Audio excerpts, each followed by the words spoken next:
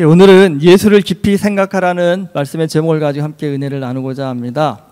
신앙생활을 하다 보면 또 성경을 읽다 보면 누구에게나 특별히 좋아하는 성경의 인물들이 있으십니다.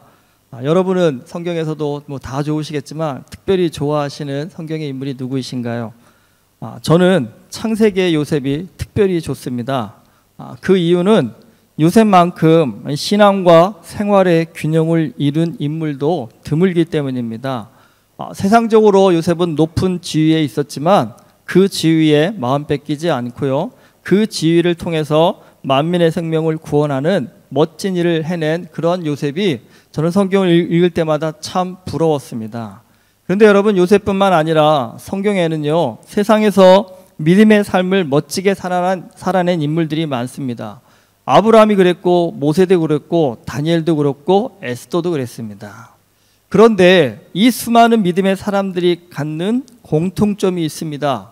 그 공통점은 뭐냐면 모두 다요, 고난을 믿음으로 극복하고 하나님의 영광을 드러내는 삶을 살았다는 것입니다. 여러분, 성경의 그 어떤 인물도요, 꽃길만 걸은 사람은 없습니다.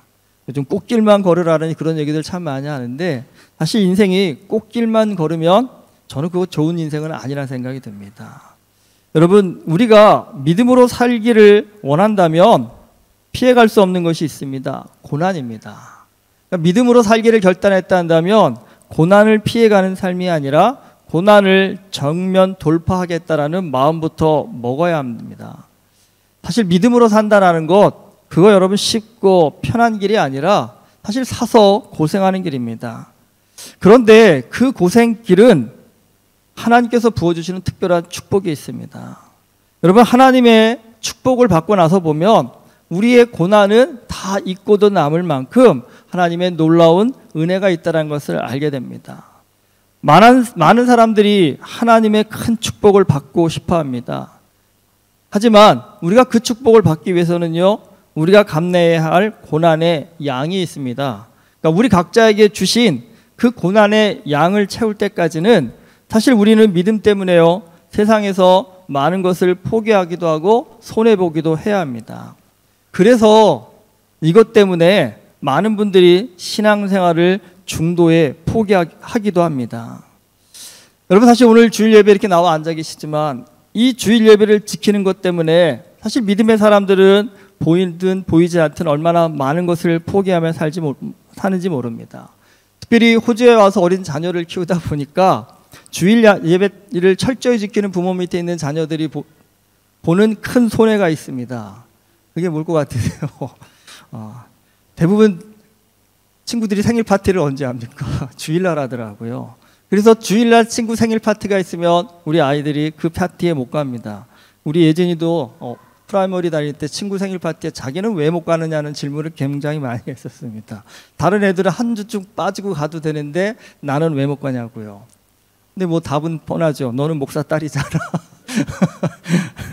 그래도 걔가 이해가 될까요? 이해가 안 되겠죠. 지금 우리 어린 자녀 키우는 부모들도 마찬가지일 겁니다. 아마 뭐 학교에 갔다 올 때마다 이번 주에 친구 생일 파티 있는데 다 대부분 주일일 겁니다. 엄마 나 가면 안 돼?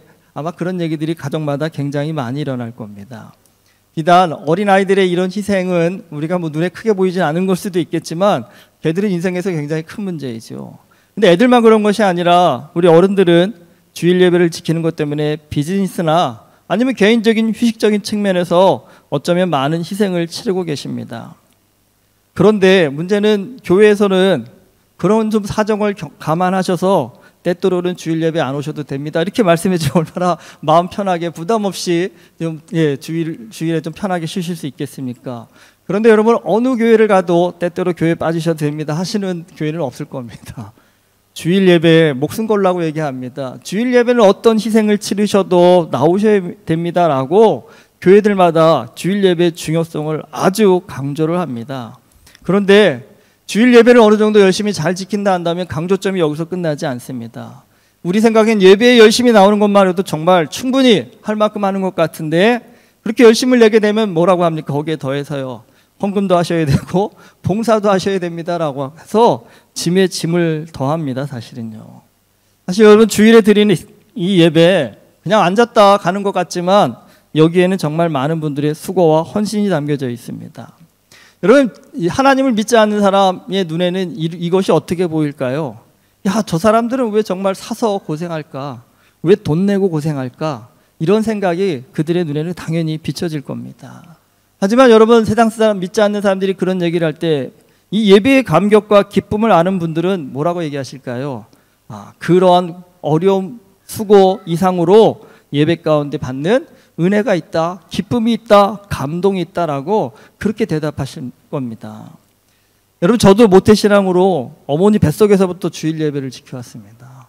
제가 생각해보니까 반백년을 벌써 지켜왔더라고요, 주일 예배를요.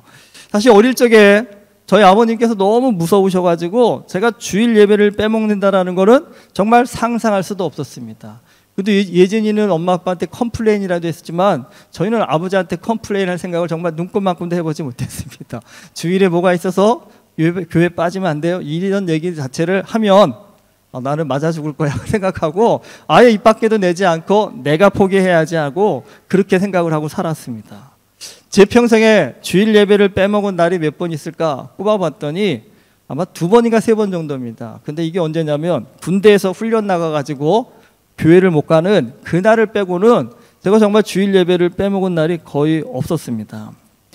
저에게 주일 예배는 이제 자연스러운 것이 되었습니다. 사실 처음부터 자연스러웠던 것은 아닙니다.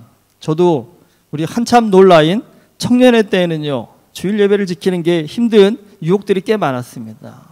뭐 친구들이 놀러 가자 하면 다 어딘데요? 토요일 아니면 주일이지 않습니까? 그 대부분 1박 2일로 가자라는 유혹들이 굉장히 많았습니다. 근데 이제는 정말 놀러 가자고 해도 피곤해서 안 가고 싶은데 한참 피 끓는 20대에는요, 놀러 가자 하면요, 얼마나 가고 싶습니까? 정말 가고 싶은데 어떻게 해야 되나? 정말 예배는 드려야겠고 이 고민이 굉장히 많았습니다. 그렇다고 제가 또 그게 있죠. 교회를 꾸준히 다닌 사람은 주일날 놀러 가면요, 왠지 뭔가 어두운 기운들이 자꾸 따라다니는 느낌들이 있잖아요. 괜히 차 타고 가다가 교통사고 당하는 건 아닌가? 뭐 어디라도 부러져서 오는 건 아닌가? 이런 두려움들이 굉장히 있지 않으시나요? 저도 사실 정말 대학 다닐 때 놀러 가고 싶어서 정말 제가 숫자도 기억하고 있습니다. 딱 2번. 근데 그것도 하도 제가 놀러 가고 싶은데 예배는 빼먹을 수 없어서 안 가던 새벽 예배를 드리고 갔습니다. 주일날 새벽에 가서 새벽 예배를 드리고 그리고 놀러 간 적이 있습니다. 근데 놀러 가서 이게 마음이 편해야 노는 것도 재밌지 않나요? 마음이 편치가 않더라고요. 하루 종일 불안하더라고요. 뭔 일 생기지 않을까? 그런데 여러분, 좀 그런 불편한 마음 가운데 제가 그런 생각이 들더라고요. 아니, 지금 남들은 평생 주일에 교회 한 번도 안 가고도 저렇게 잘 노는데 나는 정말 어쩌다 한번 정말 노는 건데도 왜 내가 더 양심의 가책을 느껴야 하는 것인가? 여러분, 젊은 날에 이게 정말 억울하더라고요. 그러니까 평생 교회 안 간 사람은 정말 아무리 양심의 가책도 없이 저렇게 신나게 노는데 나는 정말 인생에 정말 겨우 손꼽아서 1-2번인데 이 1-2번도 마음껏 누리지 못한다라는 것. 사실 젊어서는 이 신앙생활이라는 게 내 인생에 정말 브레이크 같다라는 느낌을 굉장히 많이 가졌습니다. 그런데 여러분, 진짜 정확히 말씀드리면 신앙생활은 우리 인생의 브레이크 맞더라고요. 신앙생활 때문에 여러분 하고 싶은 거 못하고 사시는 게 얼마나 많습니까? 제한되는 게 얼마나 많으십니까? 그게 또 얼마나 억울하고 분하고 또 화가 나실 때도 분명히 있지 않으시나요? 그런데 여러분, 브레이크가 꼭 나쁜 것일까요? 이렇게 말씀드려보면 더 정확하지 않을까요? 여러분, 브레이크가 고장난 자동차, 아니 브레이크가 아예 없는 자동차, 그 자동차 타시겠습니까? 그거는 뭐 죽을 각오 하고 하지 않는 탈 이유가 없는 것이 아닐까요? 인생도 마찬가지더라고요. 내 멋대로 내 마음대로 산다라는 것, 언뜻 들으면 야, 이거 참 행복한 일일 것 같다라고 생각하실 수 있겠지만 여러분, 내 멋대로 내 마음대로 살아가지고 행복한 인생이 있을까요? 아니요. 우리의 인생은 절제될 때, 통제될 때 진짜 행복을 맛볼 수 있는 것입니다. 여러분, 잘 만큼 다 자고 놀 만큼 다 놀고 먹고 싶을 만큼 다 먹고 산다고 생각해 보십시오. 그 인생이 어떻게 될까요? 그거는 망가지는 일인 겁니다. 그거는 무너지는 것입니다. 뭐 먹고 싶어도 좀 절제할 수 있어야 되고요. 자고 싶어도 좀 덜 자야 되고 놀고 싶어도 좀 덜 놀면서 해야 할 일을 할 때 여러분 그게 정말 행복한 인생인 겁니다. 그러니까 결국 인생은 브레이크가 걸릴 수 있을 때에 정말 복된 인생을 살 수 있게 된다는 겁니다. 그래서 여러분 신앙은 브레이크가 맞습니다. 근데 그 브레이크는 우리의 앞길을 막는 브레이크가 아니라 우리의 앞길을 더 복되게 살게 만들어주는 그런 힘이라는 겁니다. 그런데 신앙생활을 하면서 하나님을 만나면 만날수록 처음에는 신앙이 내 인생의 브레이크 같다는 느낌을 많이 들었는데 여러분 신앙의 능력을 경험하고 하나님의 은혜를 경험하고 나니까 생각이 바뀌어지기 시작했습니다. 예전에는 신앙이 브레이크라고 생각했는데 이제는요, 신앙은 어쩌면 우리 인생을 더 신나게 또 살만나게 만드는 악셀레다라는 생각이 들었습니다. 여러분 예수 그리스도를 정말 저도 인격적으로 만나고 나니까 세상을 보는 눈이 달라졌습니다. 그리고 삶의 목적과 이유와 가치가 진짜 많이 달라졌습니다. 예전에는 세상에서 어떻게 하면 돈 많이 벌까, 어떻게 하면 성공할까, 이것만이 인생의 목표였고 그 경쟁 속에서 어떻게 살아남을까 나름대로 치열하게 고민하고 노력하다 보니 마음이 답답하고 우울하고 또 긴장하는 그런 삶의 연속이었다고 한다면요, 예수 안에서 참 자유를 얻고 예수 그리스도를 위해 살아야겠다고 생각하니까요, 인생 사는 게 꼭 세상 사람들이 말하는 이것만 있는 것이 아니구라는 것을 알게 되었습니다.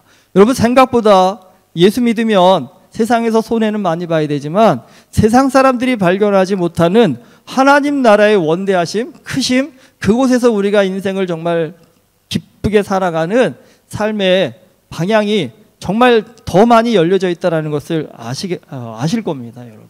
근데 여러분 이 맛을 보고 나면요, 하나님 안에서 왜 살아야 되는지, 뭘 위해 살아야 되는지 이 목적과 가치가 분명해지면요, 정말 사는 게요, 진짜 살만 난다라는 그 표현이 들 정도로요, 여러분 삶의 차원이 달라집니다. 그렇기 때문에 여러분 신앙은 처음에는 브레이크지만 하나님을 알아가고 믿어갈수록요, 신앙은 우리 삶의 악셀레다가 됩니다. 그렇기 때문에 여러분 이왕 믿기로 결정하셨다고 한다면요, 브레이크만 잡다가 인생 끝내시지 말고요, 한번 하나님 안에서 멋지게 달려볼 수 있는 정말 신앙이 악셀레다가 되는 그런 삶도 한번 좀 꿈꿔보시면 어떨까 하는 생각이 듭니다. 사실 우리가 왜 신앙을 갖기가 어려울까? 우리의 어떤 이기적인 욕심 때문입니다. 우린 다 어떻습니까? 좀 기왕이면 편하고 기왕이면 즐겁고 기왕이면 행복하게 살기를 누구나 다 바랍니다. 하지만 여러분 인생은 누구도요 그렇게 살 수가 없습니다. 살다 보면 누구나 다 마음껏 안 살아집니다. 원하는 대로 안 됩니다. 그걸 인생의 고난이라고 얘기합니다. 그런데 그 고난이 닥칠 때 우리의 그 본성 가운데 드는 악한 어떤 생각 하나가 있습니다.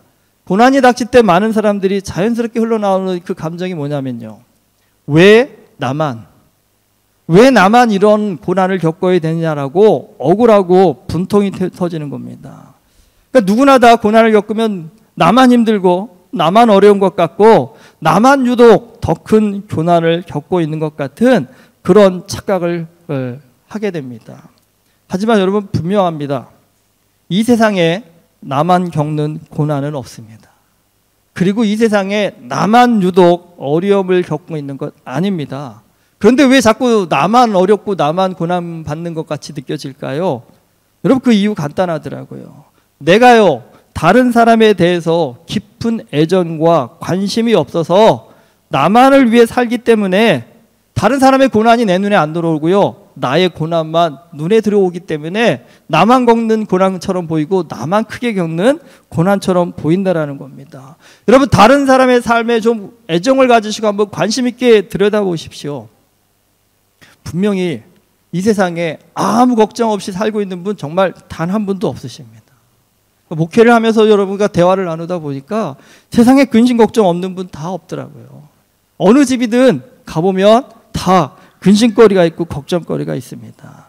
근데 중요한 것이 있습니다, 여러분. 고난을 당해보면 믿음을 정말 실력 있게 쓰는 사람인지 아니면 믿음을 장식품처럼 달고 사는 사람인지가 이게 결정이 난다라는 겁니다. 이 세상에 고난 없는 사람은 없다라고 했습니다. 그런데 여러분 세상을 살펴보시면 누군가는요 그 고난을 통해서 더 강하고 능력 있고 실력 있는 삶이 되는가 하면 누군가는 그 고난 때문에 주저앉는 인생이 됩니다. 무엇 때문에 똑같은 고난을 겪는데 누구는 그 고난을 통해서 더 성장하는데 누구는 더 퇴보하는 그런 차이가 나는 것일까요? 여러분, 그 고난의 크기에 결정되는 것이 아닙니다. 그것은 고난을 해석하는 생각의 차이에서 나오는 것입니다. 성공하는 사람은 여러분 고난을 당하면 그 고난을요 자신을 발전시키는 기회로 여깁니다. 반면에 실패하는 사람은 고난을 당하면 극복할 수 없는 내가 장애물을 만났다 하고 주저앉아 버린다는 겁니다.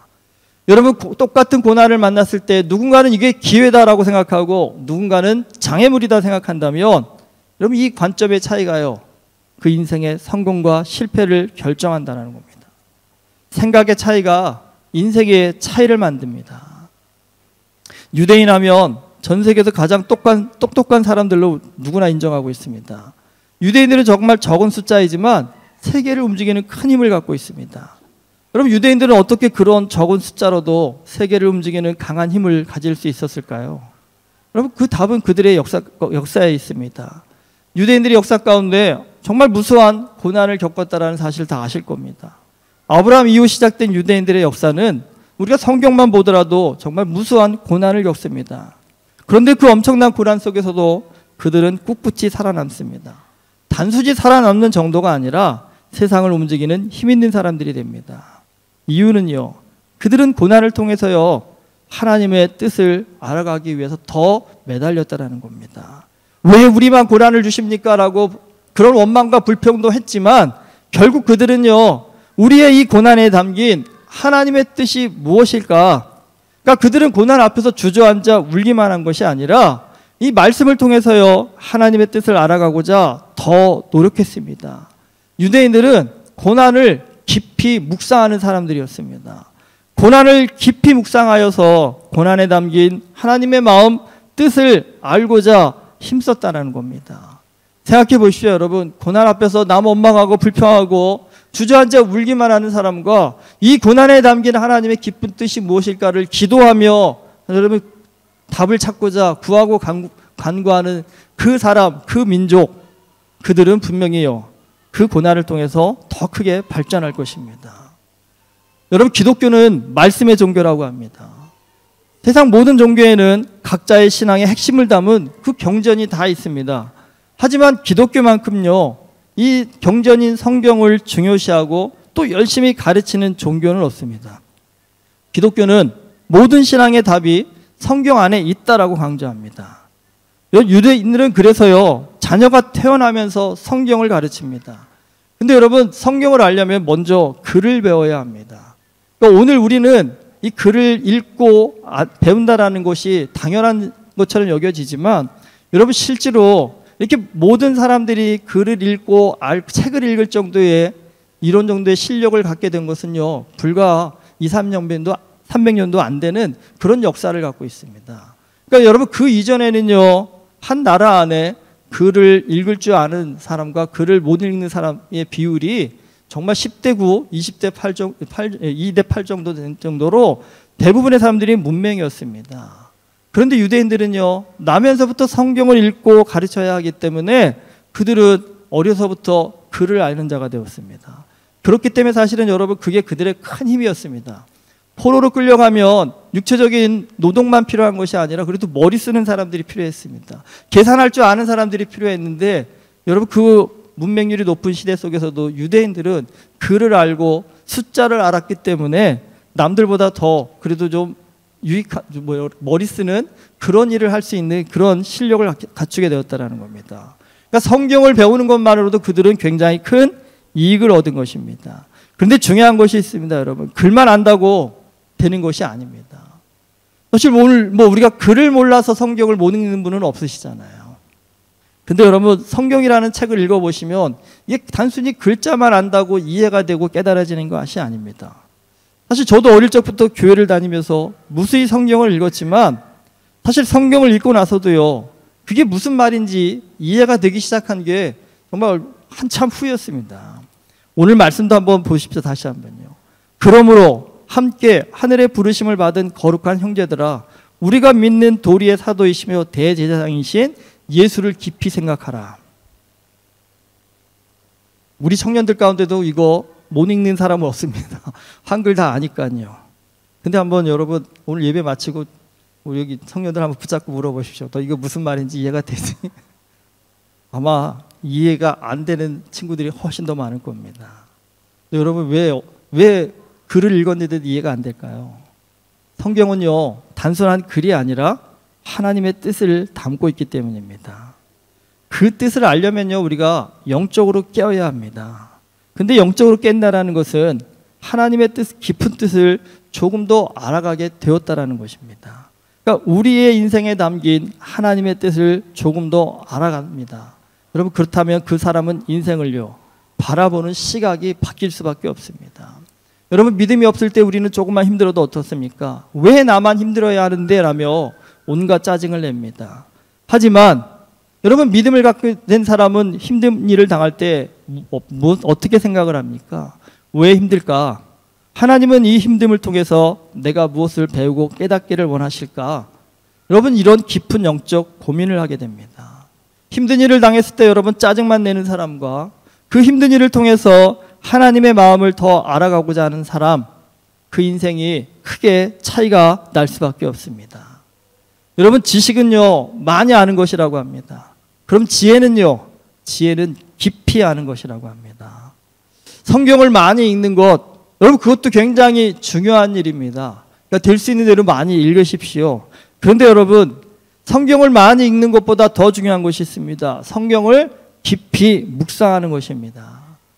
우리가 성경을 100번 읽고 어설픈 지식을 갖는 것보다는 차라리요 성경 한 절이라도 깊이 묵상하여서 하나님의 뜻을 깨닫는 것, 여러분 사실 그게 더 유익한 것입니다. 이렇게 말씀드리면 너무 극단적으로 성경 많이 읽을 필요 없고 나는 하루에 한 절만 가지고 깊이 묵상할 거야. 그거 틀린 일은 아니지만 여러분 좀 그건 있습니다. 많이 읽으셔야 깊이 묵상도 가능합니다. 그러니까 많이 읽지 않으신 채 한 절만 가지고 씨름하시는 분은 시야가 좁아서 깊이 못 들어가십니다. 여러분 땅도 깊이 파고 들어가려면요 넓게 파셔야 깊이 파고 들어가시지 좁게 팔면 깊이 못 들어가십니다. 그러니까 그렇게 이해하시면 좋을 것 같습니다. 많이 읽고 깊이 묵상해야 내가 하나님의 더 깊은 뜻으로 갈 수 있다. 그게 맞는 정답입니다. 지난 11월부터 청년부 창세기 성경 공부를 시작했습니다. 방학이라서 지금 좀 몇 달째 쉬고 있는데 시작하게 된 계기는 은혜교를 시작하면서 저는 말씀을 묵상하고 가르치는 걸 굉장히 강조하는 그래도 나름 그런 목사라고 자부를 하고 있었는데 좀 세월이 지나서 그런지 모르겠다. 우리 청년들이 너무 성경에 관심이 없고 읽으려 하지도 않고 항상 기도 제목이었고 고민이었습니다. 어떻게 이들이 말씀에 관심을 가질 수 있을까? 이들이 어떻게 좀 하나님의 말씀 앞에 삶의 목적과 이유를 발견할 수 있는 그런 삶이 될 수 있을까? 좀 그런 간절한 좀 바람을 가지고 있었습니다. 여러분 청년회 때 어떻게 하면 성경에 관심을 가질 수 있을까요? 제일 좋은 건 하나입니다. 하나님이 한 번만 때려주시면 됩니다. 정말 저들이 인생에서 눈물 콧물 흘릴 만큼 정말 엄청난 고난을 겪고 어려움을 겪으면 말 안 해도 하나님 앞에 정말 말씀 앞에 자진해서 하나만 말씀 붙잡고 살려고 할 겁니다. 그런데 여러분 살아보신 분들 어떠세요? 얼마나 힘듭니까 그게요? 그게 얼마나 괴로운 일일까요? 특히 나이가 들어서도 힘든 일인데 젊은 날에 하나님 앞에 매 만들면 그거 굉장히 견디기 힘든 일입니다. 그러니까 좀 부모된 입장으로서 이 우리 청년들이 그런 좀 고난 겪고 매 맞고 하나님 말씀 앞에 나오는 것이 아니라 정말 자진하여서 하나님의 말씀으로 나와서 마음과 생각을 좀 키워가지고 기왕에 하나님 앞에 고난을 당해도 넉넉한 마음으로 힘 있는 마음으로 잘 감당했으면 좋겠다라는 그런 마음이 들어서 창세기 성경 공부를 시작했습니다. 근데 이 성경 공부에 제가 따로 교재를 두지 않았습니다. 교재가 뭐냐면 창세기 1장 읽고 각자가 좀 질문이 있으면 좀 가져오라는 거였습니다. 그러니까 읽으라면 읽더라고요. 근데 뭘 읽었는지 물어보면 생각이 아무것도 안 난대요. 근데 정말 적어도 질문을 가지려면 좀 생각을 갖고 읽어야 되지 않을까요? 좀 찬찬히 읽다 보면 성경은 참 신기한 정말 책입니다.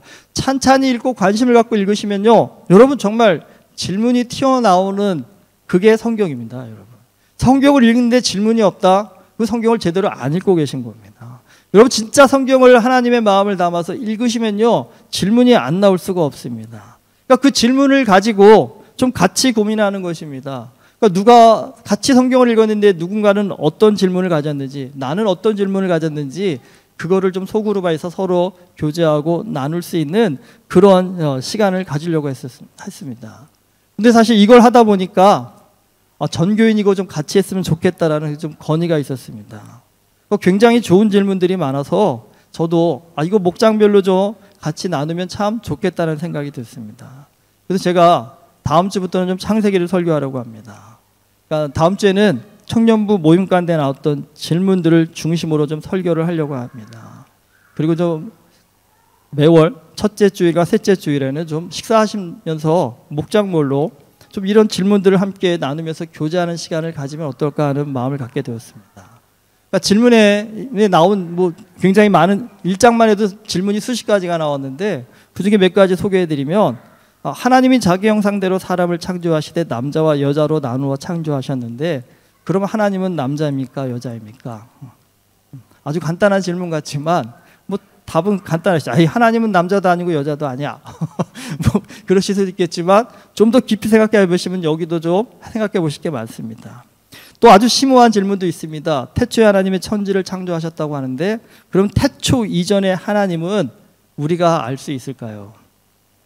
이거 굉장히 철학적이고 심오한 질문입니다. 그러면 태초는 시간이 시작되는 시간인데 그 이전의 시간에 하나님은 어떻게 존재하셨을까요? 이거 말고도 아주 좀 좋은 질문, 재밌는 질문도 있는데 창세기 1장에서 보면 여러 동물들이 나오잖아요.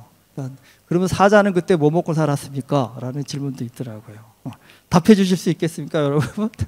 사자가 아담 잡아먹지는 않았을 거 아니에요. 그러면 물만 마시고 살지도 않았을 테고, 그럼 사자도 풀 뜯어 먹고 살았다는 얘기인데 사자가 어떻게 풀 뜯어 먹고 살지요? 그러니까 이러한 좀 여러 가지 질문들이 나왔습니다. 여러분도 좀 집에 가셔서 오늘 많이 읽지 마시고요, 창세기 1장 한번 이렇게 훑어보시면서 좀 읽다 보면 궁금한 것들이 있고 또 질문도 나오실 겁니다. 여러분 그걸 한번 노트를 좀 하나 만드셔서 기록하셔서 목장에서 좀 같이 나눠보시고, 목장에 나눠보시고도 좀 답이 잘 안 찾아지는 것들은 저한테도 말씀해 주시면 제가 필요한 자료들이 있으면 좀 전해드려서 좀 알려드릴 수 있는 그런 좀 시간들을 또 우리 목장별로 좀 가지면 어떨까 하는 마음을 갖게 됐습니다. 오늘 말씀해 보면 예수를 깊이 생각해 보라고 합니다. 여러분 생각을 깊이 할수록요, 우리는 하나님의 마음을 조금 더 알 수 있습니다. 하나님의 마음을 알수록 여러분 우리는 인생의 비밀을 깨닫게 됩니다. 짜증나고 힘든 이 내 일상 속에서도 하나님의 사랑이 담겨져 있음을 알고요, 고난을 고난이 아닌 축복의 통로로 바라볼 수 있는 영적인 눈이 열립니다. 여러분 우리 흔히 얘기하지 않습니까? 생각이 바뀌면 인생이 바뀐다라고요.